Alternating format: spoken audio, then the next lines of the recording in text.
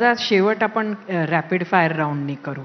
अगदी एका शब्दात उत्तर दिलं तर बघा, तुम्ही अनेक मुख्यमंत्र्यांचे उपमुख्यमंत्री राहिलात, सगळ्यात उत्तम मुख्यमंत्री तुमच्या विलासराव देशमुख. आता मीच याच्या पुढचं विचारू नाही शकणार कारण ते फार सविस्तर होईल. दिल्ली सोबत तुमच्यापेक्षा एकनाथ शिंदेचे जास्त चांगले संबंध आहेत असं तुम्हाला वाटतं का? कोणासोबत? दिल्ली अमित शहा आणि मोदी यांच्या बरोबर तुमचे जास्त चांगले संबंध आहेत की एकनाथ शिंदेचे? हो का, ते त्यांच्या पद्धतीने संबंध ठेवून आहेत, मी माझ्या पद्धतीने संबंध ठेवून आहेत.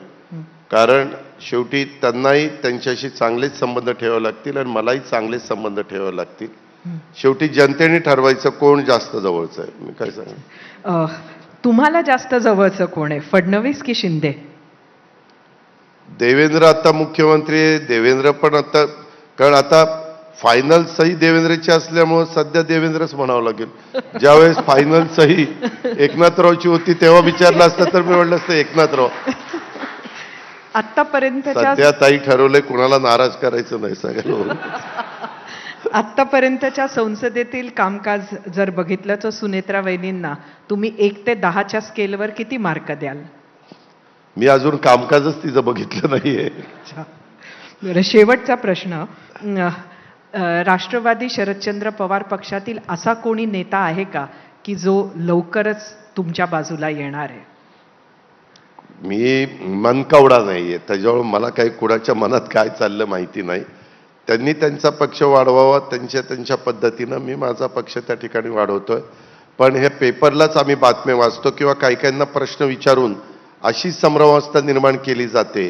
आणि मी अनेकदा माझ्या मीडियातल्या, इलेक्ट्रॉनिक आणि प्रिंट मीडियातल्या मान्यवरांना विचारलं, ते म्हणले दादा अशा बातम्या दिल्याशिवाय ब्रेकिंग न्यूज होत नाही, ब्रेकिंग न्यूज झाल्याशिवाय आमचा TRP वाढत नाही. त्याच्यामुळे आम्हाला तर आमचा TRP वाढवायचा असतो. त्याच्यामुळे मी ह्या फार काही फंदात पडत नाही.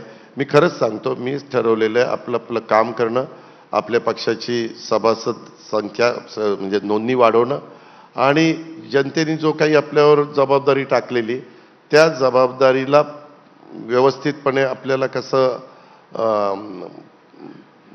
जबाबदारीचं भान ठेवून पुढे जाता येईल ह्याबद्दलचा प्रयत्न करणं, हे मी अतिशय स्पष्टपणे मनाला ठाम सांगून पुढे चाललेलो आहे.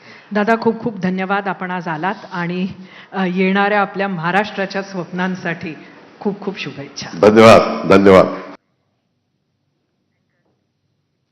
तर उपमुख्यमंत्री अजित पवार यांची ही सविस्तर मुलाखत पाहिल्यानंतर एक थोडासा ब्रेक घेऊया. ब्रेक नंतर आपण पाहणार आहोत स्पेशल रिपोर्ट. पाहत रहा ABP माझा.